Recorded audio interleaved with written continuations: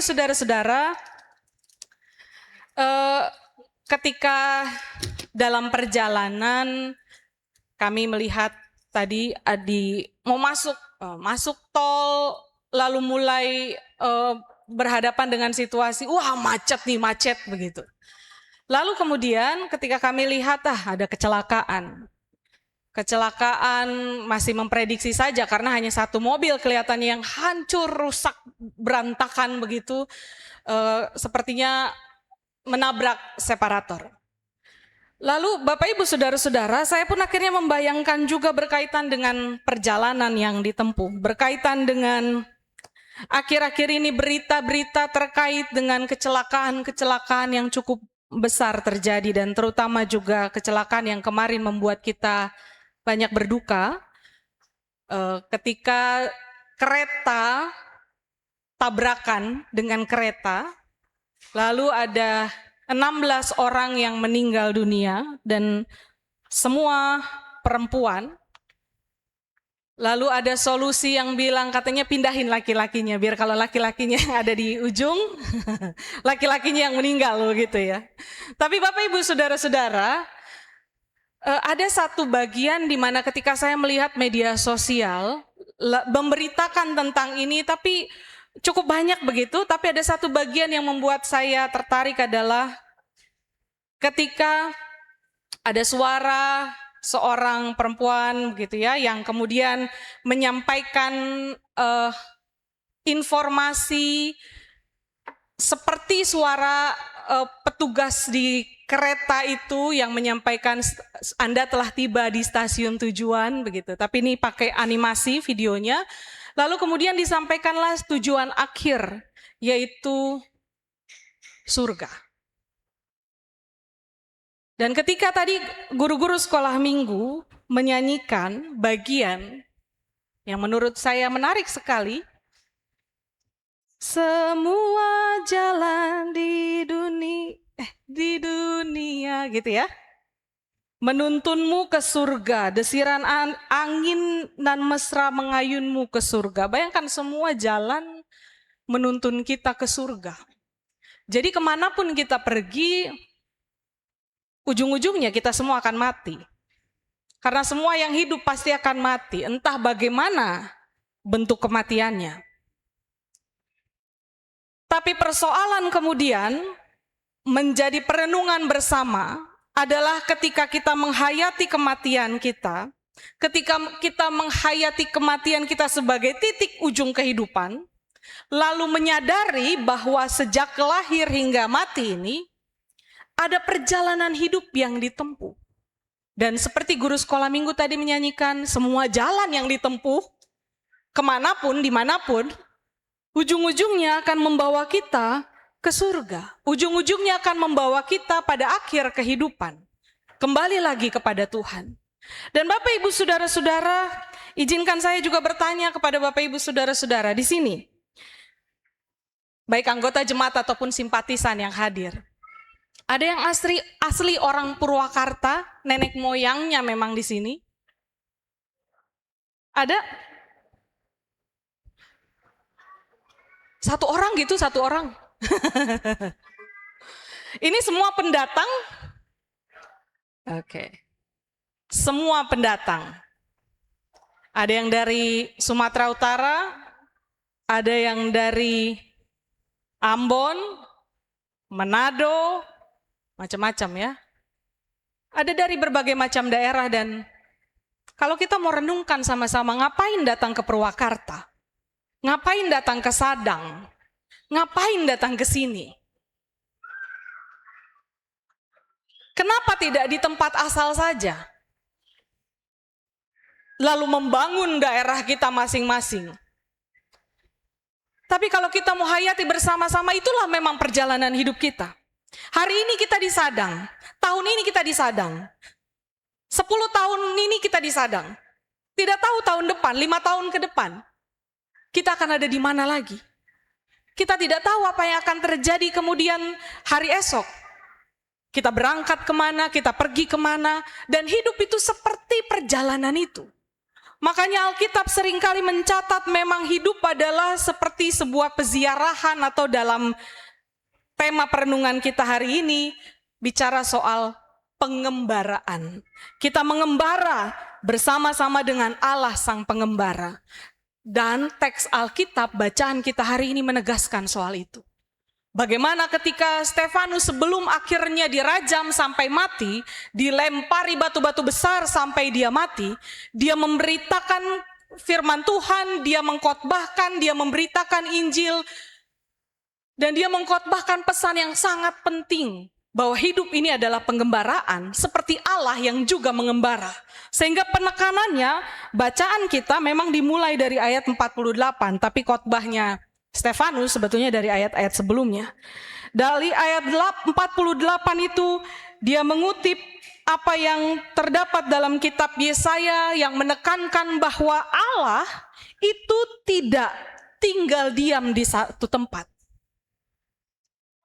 Allah itu tidak tinggal diam di satu tempat. Kenapa? Karena dulu konsepnya dari zaman itu, ketika orang beribadah, ketika orang kebaktian, dimanapun mereka berada, mau mereka merantau ke negara manapun, kiblatnya adalah Bait Suci Yerusalem.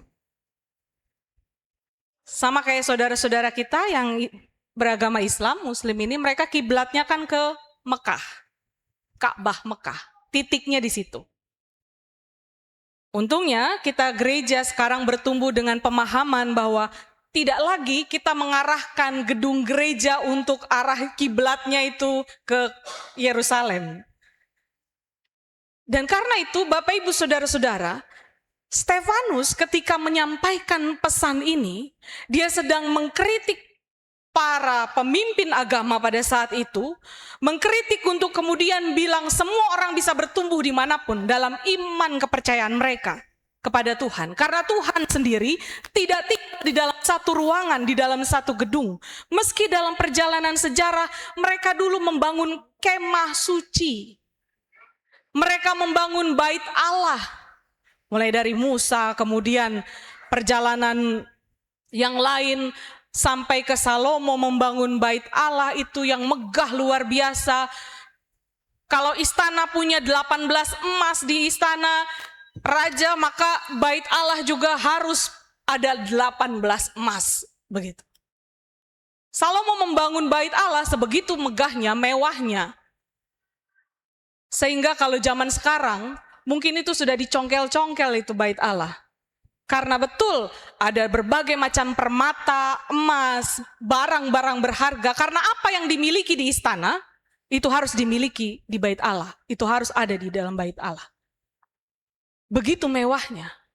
Tapi kemudian Stefanus memberikan gambaran yang cukup jelas bahwa Allah tidak dibatasi oleh tempat, oleh ruang, oleh waktu. Allah tidak dibatasi dengan itu semua. Bahkan ketika dikatakan, mengutip tadi dari Yesaya, langit adalah tahtaku, bumi adalah tumpuan kakiku, rumah apakah yang akan kamu dirikan bagiku? Karena aku ada dimanapun, aku ada di sana sini. Bahkan ketika kalau guru sekolah minggu tadi nyanyikan, semua bunga ikut bernyanyi. Ketika kita ada di taman bunga sekalipun, kita perlu sadar bahwa Tuhan pun ada di situ. Iya, ini gedung gereja yang kita sebut sebagai rumah Tuhan. Tapi kemudian tidak semata-mata lalu membenarkan bahwa Tuhan hanya ada di sini. Bapak Ibu Saudara-saudara, ketika saya dulu pelayanan di Depok lalu di Cawang, berita yang sering kali muncul adalah ketika ada di gedung gereja gitu, Bu Pendeta, di sebelah ujung situ ada penampakan, katanya gitu. Saya nggak tahu deh, di GKP Sadang ada juga nggak cerita-cerita kayak gitu. Bahwa di gedung gereja juga ada setan-setannya gitu. Karena Bapak Ibu Saudara-saudara, Allah itu adalah roh. Samalah seperti setan-setan itu. Roh yang tidak dibatasi oleh tempat manapun sebetulnya. Bahkan kalau roh sangat terbatas dengan kita kasih ciri khas ini, ciri khas itu. Kuntilanak tidak ada di Amerika sana. Tuyul tidak ada di Eropa. Di sana hanya ada, di Inggris hanya ada Dracula, vampir begitu. Tapi nggak ada kuyang, nggak ada macam-macam jenis perhantuan di Indonesia. Sangat lokal sekali, tapi Allah tidak lokal. Allah tidak sangat terbatas. Allah tidak sebatas itu. Allah ada dimanapun, kemanapun kita pergi. Karena Allah tidak tinggal diam. Dan itu yang terus ditekankan oleh Stefanus untuk bilang. Menjadi pengantar bagi Stefanus untuk menjelaskan. Karena manusia seringkali membatasi segala sesuatu dengan pikirannya, dengan otaknya, termasuk membatasi kuasa Allah sendiri. Lalu Stefanus masuk dengan penjelasan bahwa sebegitu terbatasnya manusia yang seringkali memasukkan Allah itu ada dalam pola pikir manusia, bahwa Allah hanya ada di sini, Allah hanya sebatas dalam pikiran kita, maka mereka kemudian tidak bisa menerima bahwa Allah bisa mewujud dalam diri manusia, yaitu Yesus Kristus. Disitulah letak kemudian Stefanus mau menjelaskan, ketika Allah tidak dibatasi oleh ruang dan waktu. Dan kalau Allah tidak terbatas, maka tidak ada yang mustahil kalau Allah bisa jadi manusia. Kalau Allah bisa jadi kecoa untuk menyelamatkan kecoa. Kalau Allah bisa menjadi apapun untuk menyelamatkan apapun. Keselamatan ada di dalam Dia. Karena kata Yesus sendiri dari kata Yeshua adalah Allah menyelamatkan. Dan karena itu Bapak Ibu Saudara-saudara yang dikasihi Tuhan, Stefanus memberikan penjelasan, hai orang-orang yang keras kepala dan keras hati dan tuli, kamu yang membuat kemudian membatasi Allah dengan cara berfikirmu, pada akhirnya kamu tidak menerima kehadiran Yesus, dan kamu sama seperti nabi-nabimu dulu yang membatasi, nenek moyangmu dulu yang membatasi para nabi, memberitakan kedatangan orang benar, memberitakan kedatangan Yesus yang sekarang telah kamu hianati dan kamu bunuh. Demikian yang tertulis dalam ayat 52. Lalu apa yang terjadi Bapak Ibu Saudara-saudara?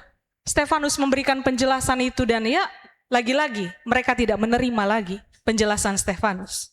Lagi-lagi menurut mereka apa yang disampaikan oleh Stefanus adalah sebuah pengkhianatan akan Allah yang semestinya duduk di singgasana kerajaan sorga. Dan nanti saja tunggu manusia datang baru ada di sana. Baru manusia bisa berjumpa dengan Allah di sana dan mempertanggungjawabkan segala sesuatunya di Allah, di hadapan Allah di sana.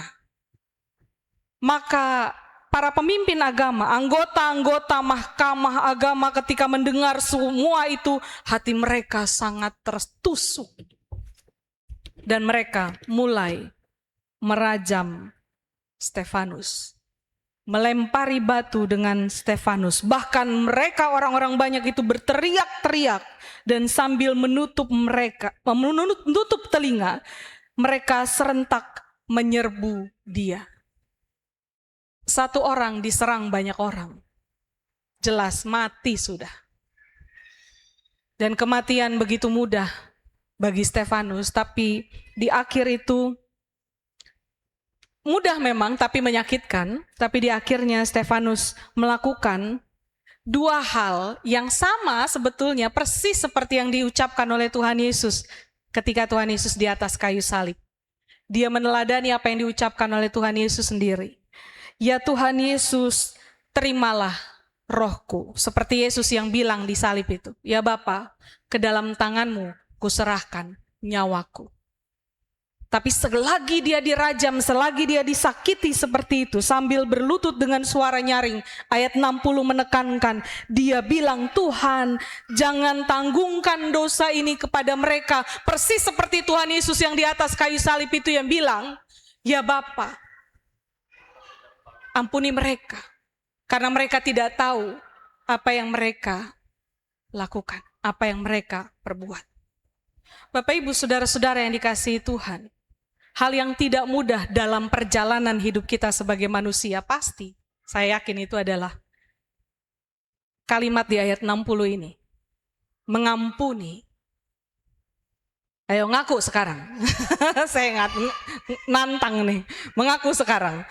Siapa yang masih punya rasa sakit hati karena kecewa dengan orang lain, dengan saudara sendiri, dengan pasangan sendiri, dengan orang tua, dengan teman kerja, dengan siapapun.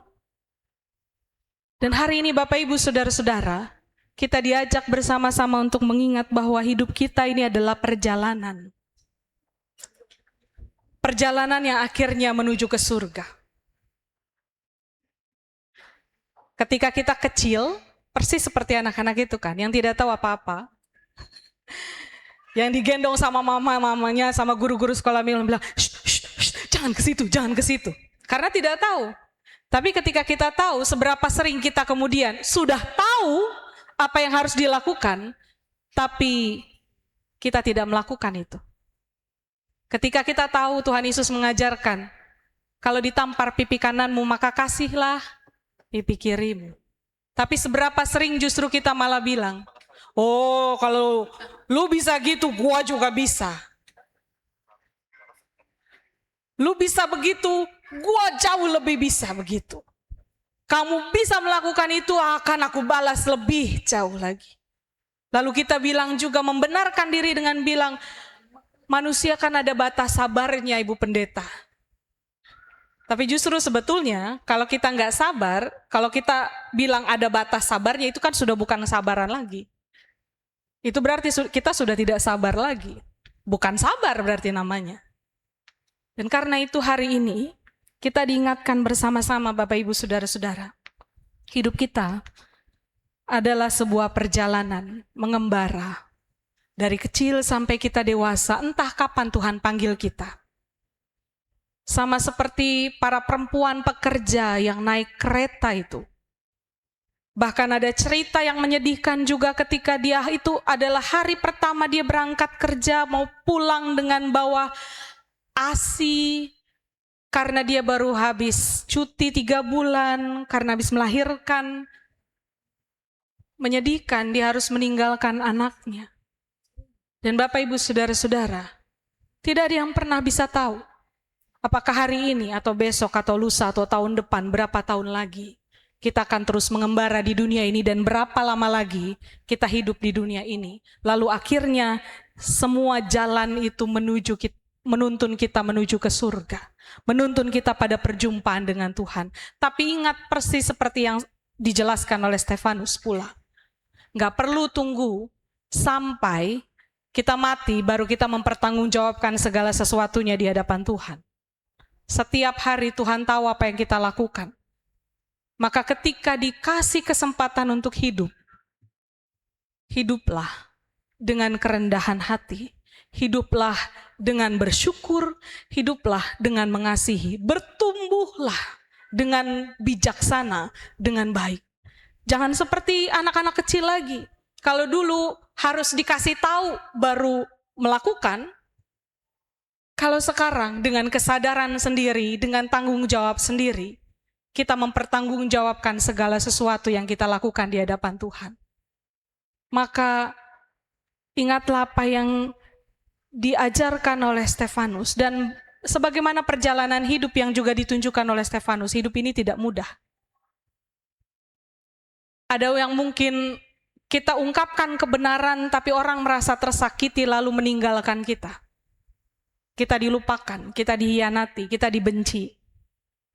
Bahkan mungkin kita mengalami kematian yang tragis karena dibenci oleh orang lain. Seperti Stefanus. Tapi hari ini Tuhan mengingatkan kita. Juga sama persis seperti dalam nas pembimbing di Yohanes 14 ayat 12 sampai 13. Aku berkata kepadamu, sesungguhnya barang siapa percaya kepadaku, ia akan melakukan juga pekerjaan-pekerjaan yang aku lakukan. Bahkan pekerjaan-pekerjaan yang lebih besar daripada itu, sebab aku pergi kepada Bapa, dan apa juga yang kamu minta dalam namaku, aku akan melakukannya supaya Bapa dipermuliakan di dalam Anak. Lakukanlah apa yang dilakukan oleh Tuhan Yesus. Sederhana disingkat oleh Stefanus. Ya Bapa, ya Tuhan Yesus, terimalah rohku, terimalah hidupku. Ketika kita berdoa, berdoalah seperti itu, Tuhan, terimalah aku, apa adanya diriku. Tidak ada yang bisa disembunyikan di hadapan hadirat-Mu. Karena Engkau tahu Engkau ada dimanapun aku berada. Bahkan di tempat tersembunyi sekalipun. Dan Tuhan, ampunilah mereka. Karena mereka tidak tahu apa yang mereka perbuat. Tuhan, aku mau juga mengampuni mereka. Meski mereka sudah menyakiti hatiku. Mari kita melangkah untuk terus dalam perjalanan hidup ini terus menuju ke sorga yang bakal, menuju kehadirat Tuhan yang penuh kuasa. Kiranya Tuhan menuntun dan menguatkan kita sepanjang perjalanan pengembaraan hidup ini. Tuhan kuatkan dan ingatlah terus apa yang Tuhan Yesus bilang di nas pembimbing tadi. Apapun yang kamu minta dalam namaku, aku akan memberikannya. Tuhan pasti memberikannya. Amin.